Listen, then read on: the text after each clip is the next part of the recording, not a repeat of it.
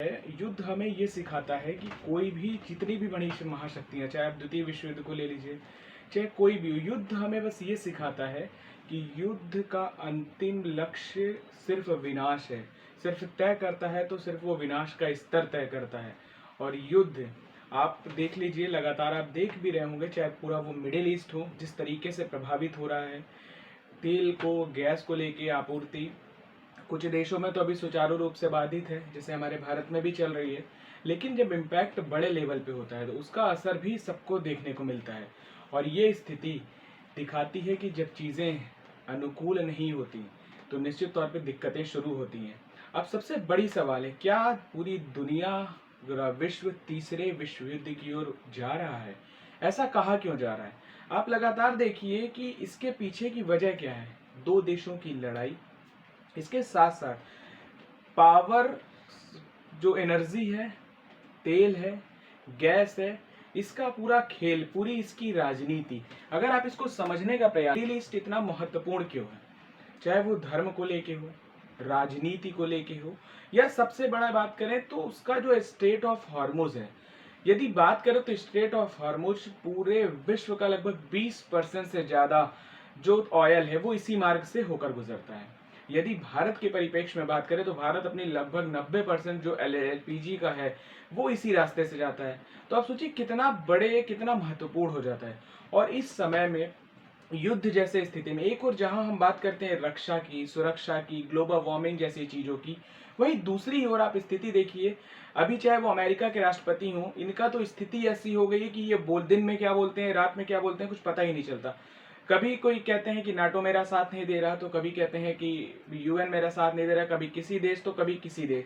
शुरुआत आप देखिए, सबसे पहले इन्होंने निकोलस मादुरो, जो कि वेनेजुएला के राष्ट्रपति थे, पूरा खेल आप समझने की कोशिश करिए, पूरा तेल पे चल रहा है। वेनेजुएला के राष्ट्रपति जो निकोलस मादुरो थे, उनको उनके घर से उठा लेना, उसके बाद अपने वर्चस्व को दिखाना, महत्वाकांक्षा दिखाती है कि यदि आप सुपर पावर हैं तो सुपर पावर होने का मकसद ये कहीं से कहीं तक नहीं है कि आप अपने से कमजोर देशों पे अटैक करने लगे, उनको बंधक बनाने लगे, उनकी संप्रभुता पे खतरा उत्पन्न करने लगे। और ये सारी चीजें जब होती हैं, जब नेतृत्व क्षमता गड़बड़ होती है ना, तो अन्य देश भी, आप बताइए वर्तमान में जो स्थिति चल रही, यूनाइटेड नेशन जैसी संस्था, जो कि इतने दिन से युद्ध चल रहा, लगभग 1 महीने से ज्यादा का युद्ध हो गया, उसमें अपना वक्तव्य तक ढंग से नहीं जारी कर पा रहे।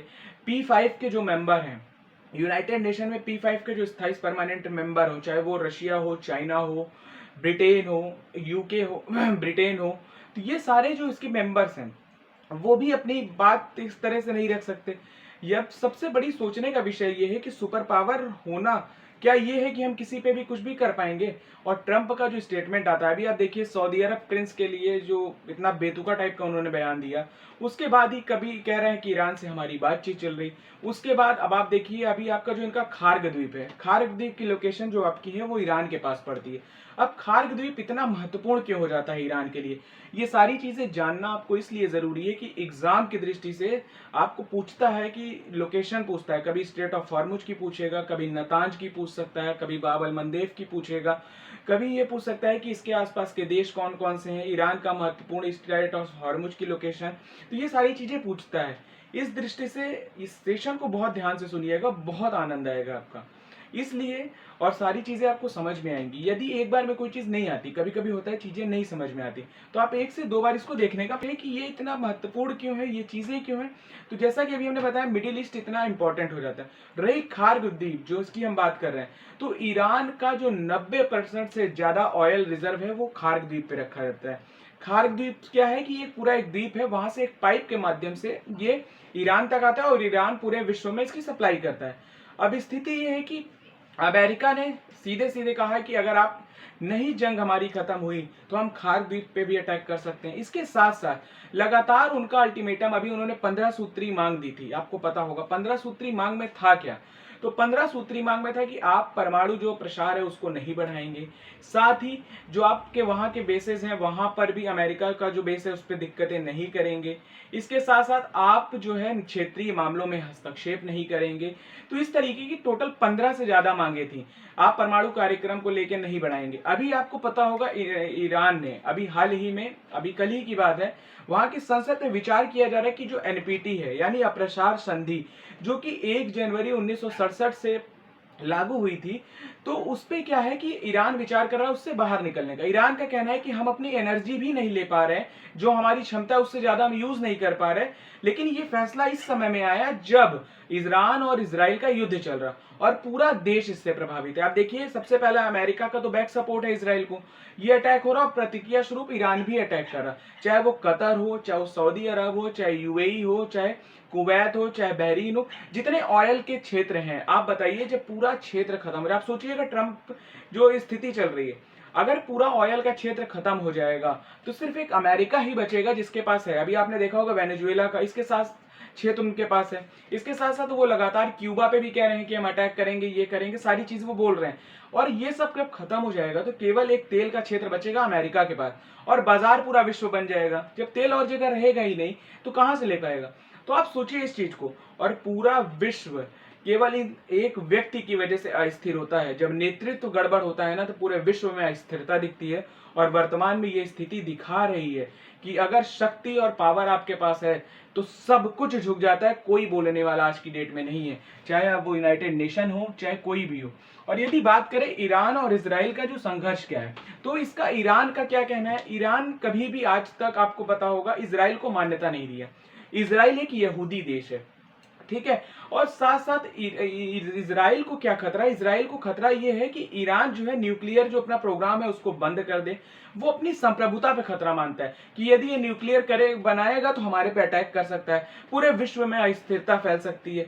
तो ये ध्यान रखिएगा, इसलिए इजराइल लगातार इस चीज को लेके रखता है, डिस्टर्ब रहता है। इसके साथ साथ ईरान का क्या है? ईरान अपने आप को खुद को इस्लामिक वर्ल्ड का सुप्रीम लीडर मानता है। उनका कहना है कि इजराइल का कई बार इनडायरेक्ट तौर पे अटैक हुए हैं, और इसके साथ साथ जो इनका प्रॉक्सी ग्रुप का ये समर्थन करता है। ये सबसे बड़ी चीज है। इजराइल जो कह रहा है कि ये प्रॉक्सी ग्रुप यानी जैसे हूती हैं, अभी आपको पता होगा हूती की भी अटैक चले, हिजबुल्ला सपोर्ट में चल रहा, देख रहे होंगे ना, जो आतंकवादी भी संगठन।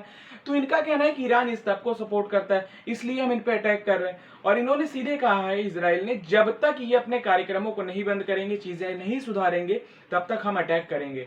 और ईरान का भी जो प्रोस्पेक्टिव है, ईरान लगातार कह रहा है कि हमें जब तक गारंटी नहीं मिलेगी कि हमारे ऊपर युद्ध नहीं होगा। आपको पता होगा ईरान की जो टॉप लीडरशिप है, सबसे पहले अयतुल्ला खामेनेई जो ईरान के सुप्रीम लीडर थे, उसके बाद उनके विदेश जो पूरा वो देखते थे सिक्योरिटी, अली लारिजानी, उनकी मौत लगातार जो उनकी टॉप थी मुज्तबा खामनेई जब से आए, उनका कोई भी ऑफिशियल स्टेटमेंट तो आ रहा लेकिन वो खुद एक तरह से सामने नहीं आए कभी भी मीडिया के सामने। तो स्थिति ये दिखा रहा है। इसके साथ साथ अभी आप देखिए जो नतांज क्षेत्र है, नतांज क्षेत्र जो परमाणु का केंद्र है, उस पर अटैक होना, ये सारी चीजें दिखाता है असंवेदनशीलता।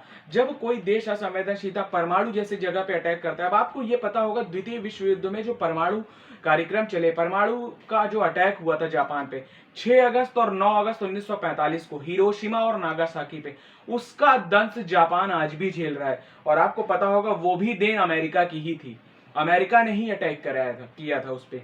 तो आप सोचिए अगर इस तरह की भावनाओं लेके चलेंगे, सबसे बड़ी चीज क्या है कि जो हमारा यूनाइटेड नेशन है, P5 के जो हमारे सदस्य हैं, उनको आगे आके इस पे बात करनी चाहिए। और निश्चित तौर पे यदि ट्रंप की बात करें, ट्रंप अपने जो कंट्रोवर्शियल स्टेटमेंट है उसकी वजह से लगातार चर्चा में रहते हैं। उनका सीधा सीधा कहना है कि अमेरिका फर्स्ट की पॉलिसी। अभी आपको पता होगा अभी ईरान में जो है 185 से ज्यादा स्कूली बच्चे मर गए, उन पे मिसाइल अटैक हुआ। एक तरफ आप बोलते हो कि हमें नोबेल शांति का पुरस्कार दिया जाए, मैं शांति का दूत हूं। अभी भारत और पाकिस्तान का जब युद्ध चल रहा था उसमें भी बार बार कह रहे थे कि हमने युद्ध को शांत कराया।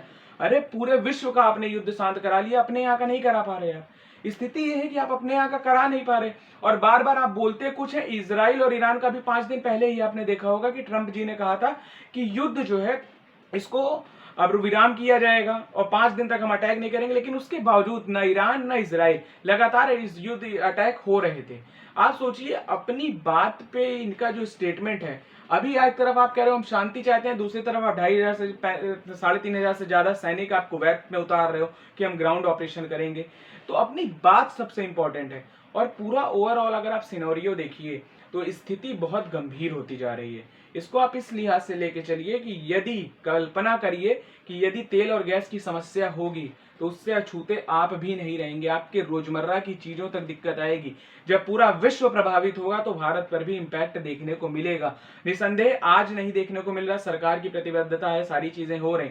अभी आपको पता होगा रशिया ने भी 1 अप्रैल से कहा है कि हम पेट्रोल किसी भी देशों को नहीं देंगे। हाँ, भारत को फायदा इसलिए है कि भारत पेट्रोल लेता ही नहीं, भारत क्रूड ऑयल लेता है। क्रूड ऑयल में आपको पता होगा, क्रूड ऑयल में बहुत सारी चीजें होती हैं, उसमें आपके पेट्रोकेमिकल्स हैं, सारी वो गैस है, एलएनजी बहुत चरणों में वो निकाली जाती है। तो भारत लगभग 53 लाख जो मीट्रिक टन तेल है उसके पास अपना उसका रिजर्व है। उसके साथ साथ भारत को रशिया से क्रूड ऑयल मिल रहा है। लेकिन वर्तमान में यदि हम बात करें तो भारत का रिसोर्सेस क्या है, तो भारत सबसे ज्यादा, जो अभी लेटेस्ट अपडेट के अनुसार, सबसे ज्यादा रशिया से लेता है तेल। उसके बाद आपका इराक से है, उसके साथ साथ यदि बात करें तो सऊदी अरब से है, उसके बाद यूएई और यूएसए। तो ध्यान रखिएगा भारत इन लोगों से अभी भी तेल ले रहा है, पर्याप्त मात्रा में ले रहा है। बट स्टेट ऑफ हॉर्मुज की यदि बात करें, चाहे वो सऊदी हो, चाहे वो इराक हो और यूएई हो, यहां से प्रॉब्लम इसलिए आ पा रही है तो स्टेट ऑफ हॉर्मुज है, वहां पे बहुत सारे जहाज अभी भी भारत के निकल आए, लेकिन कुछ हद तक अभी फंसे हुए हैं। लेकिन प्रयास ये है कि निकल रहे, इसलिए प्रॉब्लम हो रही है कि जो कंपनियां हैं वो इंश्योरेंस वहां पे एक तरह से नहीं दे पा रही। उनको इतना अशांत वातावरण दिख रहा है। इसी पे ट्रंप ने कहा था आप स्ट्रेट ऑफ हॉर्मुज को खोलिए ईरान से, लेकिन ईरान ने बकायदा बताया कि स्ट्रेट ऑफ हॉर्मुज खुला है, बस कंपनियां खुद ही यहां से नहीं जाना चाह रही, आपने इतना अशांत वातावरण फैलाया है। तो कहने का सिर्फ उद्देश्य ये है कि अशांत यदि होगा तो न रक्षा हो पाएगी, न व्यापार हो पाएगा, न वाणिज्य हो पाएगा, न पूरा विश्व शांति का माहौल बन पाएगा। आप 2026 का स्टार्टिंग से देखिए, स्टार्टिंग से ही वेनेजुएला के साथ स्थिति, फिर उसके बाद इस तरीके चल रहा है ईरान के साथ। लगातार स्थिति ये दिखा रहा है कि यदि अभी भी नहीं संभले तो युद्ध विनाश की ओर जाएगा। और विनाश का मतलब सिर्फ विनाश होता है, उसमें केवल जनहानि और आपके सामानों की, सारी चीजों की नुकसान ही होता है, कभी भी उसका फायदा नहीं हो रहा। अल्टीमेट होती संधि ही है किसी भी चीज के माध्यम से। और सबसे बड़ा जानने का चीज ये है कि अगर ये सारी चीजें हुई तो यूनाइटेड नेशन की जो प्रासंगिकता है द्वितीय विश्व युद्ध के बाद 1945 में इसीलिए बनाया गया ये संस्थान, जो कि आज भी पूरी मौन रूप धारण किए है, कोई भी मुखर स्टेटमेंट नहीं आ रहा। अमेरिका ने यदि गलत किया तो उसके खिलाफ बोलना चाहिए, लेकिन सबसे बड़ी चीज है कि फंडिंग सबसे ज्यादा अमेरिका की होती है, तो कोई भी आदमी जल्दी बोलता नहीं है, कोई भी नहीं बोलना चाहता है। आप वर्तमान में देखिए स्थिति है, पूरे विश्व को एक तरह से अस्थिर कर दिया राष्ट्रपति ट्रंप ने। पूरा लगभग अभी इनका कार्यकाल जो बचा है वो तो अलग ही है। वर्तमान में आप देखिए तो लगभग पिछले 2 से 2.5 महीने से स्थिति पूरी डिस्टर्ब होती जा रही है। इसके पहले इन्होंने निकोलस मादुरो वाला हुआ, उसके पहले अफगानिस्तान में आप गए तो तालिबानी छोड़ा है, ऑपरेशन सिंदूर में आप चिल्ला चिल्ला कह रहे थे कि हमने शांत कराया। तो स्थिति ये दिखा रहा है कि आप अपनी महत्वाकांक्षा के लिए किसी भी स्तर तक जा सकते हैं और किसी भी देश को कितना भी प्रभावित कर सकते हैं। हाँ, हालांकि ईरान की भी कमी है। ईरान की समस्या ये है कि ईरान अपने को इस्लामिक वर्ल्ड सुप्रीम मान रहा है, और उसकी ये समस्या है कि अगर गलती है, प्रॉब्लम्स आ रही, यूरेनियम को यदि मना किया जा रहा तो उससे अधिक ना बनाए। और एनपीटी से बाहर होना वर्तमान में संदेह इसीलिए जा रहा है कि वर्तमान में युद्ध चल रहा है और आपने अभी विचार कर रहे हैं कि हम एनपीटी से बाहर होंगे, परमाणु प्रसार संधि से। तो इसको लेके लगातार स्थिति अभी भी गड़बड़ है। तो ध्यान दीजिएगा, पूरा आपको सेशन आई होप समझ में आया होगा। 1 से 2 बार देखने का प्रयास करिएगा इस चीज को।